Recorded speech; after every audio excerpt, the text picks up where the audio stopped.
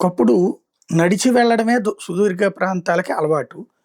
తర్వాత కాస్త ఏదైనా బరువులదున్నప్పుడు అంత రిక్షా ఎక్కి ఎళ్ళాలంటే వామ్మో! సరే బెజవాడ లాంటి చోట్లకొచ్చాక సిటీ బస్సులు కొంతవరకు కంఫర్ట్. ఇవాల్టి రోజున రూట్లు మారిపోయినియి. బస్సుల సంఖ్యలు తగ్గిపోయినియి. అదే సందర్భంలో సర్వీస్ ఆటోల నుండి పబ్లిక్ క్యాబుల వైపుకెళ్ళాయి.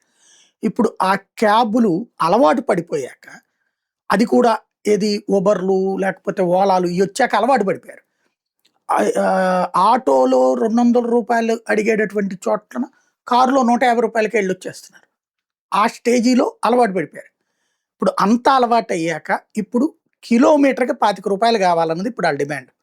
పైగా ప్రైవేట్ టాక్సీలు నిషేధించేయాలట. అంటే ట్రావెల్ ఏజెన్సీలు నిషేధించేసి ఓన్లీ వీళ్ళ వారినే కంటిన్యూ చేస్తూ కిలోమీటర్‌కి రూ. 25.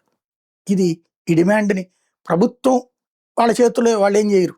వాళ్ళు అట్లా పిచ్చోళ్ళేం కాదు. వన్ సైడ్ చేయరు. ప్రజలు ఒప్పుకుంటారా? అది చూడాల్సుంది.